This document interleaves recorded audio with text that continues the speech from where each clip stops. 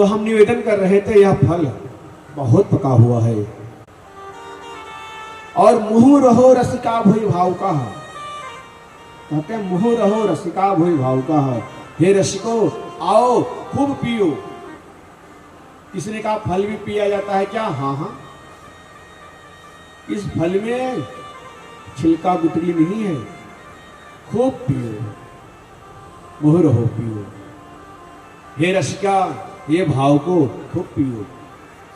किसी ने कहा सिर्फ रसिक पिए और कोई नहीं? हाँ, सब पी सकते हैं। रसिक को भावकों को इसलिए बुलाया गया कि जो कथा के रसिक होते हैं उन्हें पहले बता देना चाहिए, देखिए कथा हो रही है, उन्हें बुलाना नहीं पड़ता, निमंत्रण की उन्हें आवश्यकता नहीं पड़ती, वो तो दौड़ी दौड़ी चली आती है, इसलिए उन्हें बुलाया गया।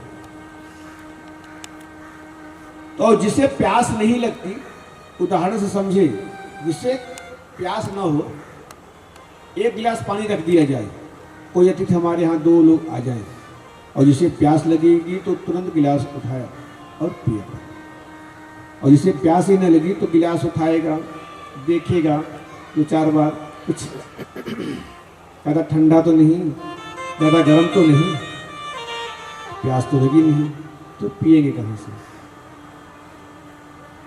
तो कहते हैं कि भैया जल ग्रहण करो। तो कहते हैं कि जल ग्रहण करूंगा कहीं गला खराब ना हो जाए, ठंडा का मौसम भी ठंडा है।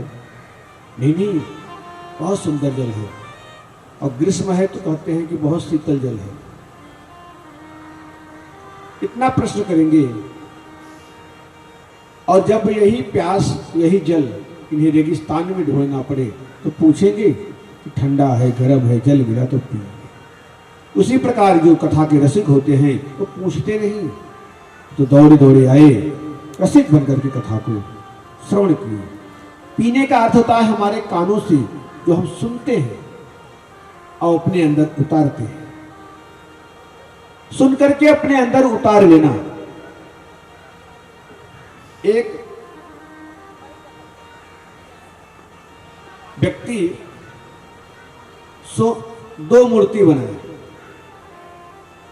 उस मूर्ति में 2 छिद्र, दोनों में एकदम कोई भेद नहीं था, लेकिन कीमत में भेद। एक मूर्ति है 5000 की, एक मूर्ति है 500 की। किसी ने कहा क्या ये मूर्ति सोने की है क्या? बोला नहीं नहीं, पीतल की। तो पीतल की मूर्ति है तो एक 5000 की और एक 500 की क्यों? तो कोई इसका परीक्षण करने नहीं कर पाया। एक महात्मा जा रहे थे, महात्मा ने कहा मैं इसका परीक्षण करूंगा। तो उन्होंने एक सुतली लिया, पतला सा धागा, और इस कान में डाला और उस कान से निकल गया। तो महात्मा ने कहा ये 500 की मूर्ति होगी, यही 500 वाली मूर्ति है। और दूसरे मूर्ति में डाला, इस कान में डाला तो सीधे अंदर उतर गई। बोला ये 5000 वाली मूर्ति है। कहने का तात्पर्य कि जो अंदर हमें ग्रहण कर ले उसकी कीमत ज्यादा होती है, और जो सुन करके निकल गया उसकी कीमत कम होती है।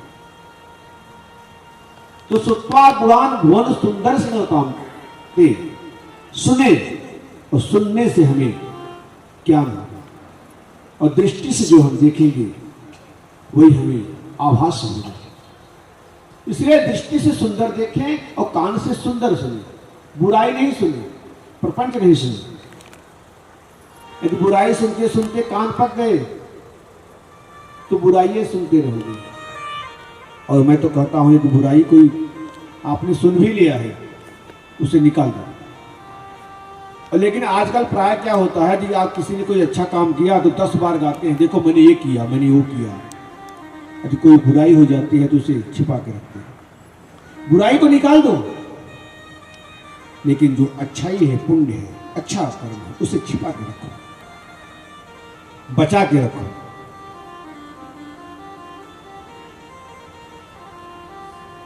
कथा को सुनो, खूब सुनो, और दूसरों को भी सुनाओ।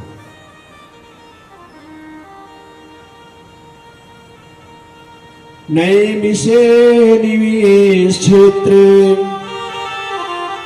ऋषयः सौनकादयः सत्रं स्वर्गाय लोकाय सहस्रसममासत।